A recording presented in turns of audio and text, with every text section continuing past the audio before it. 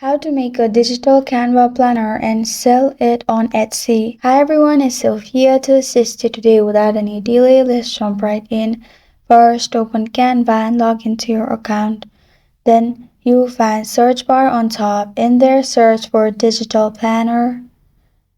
You'll find this kind of screen pop up. Select the planner you want, which is for free. You'll find paid version as well. Simply click on Customize this template after you select the template.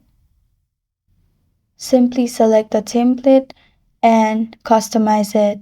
In customization, simply edit it. If you don't like the colors, you can simply change the color. And if you choose what to write, simply click on the written task and simply delete it and write anything you want. You can also change color, size, and add pictures as well. After you're done, simply save it and make Etsy account and sell it on Etsy. That's how to make a digital Canva planner and sell it on Etsy. Thank you for joining me today. If this video helps you out, please leave a like and subscribe for more. Got a question or want to suggest a topic? Comment below. I am Sophia signing off. Until next time.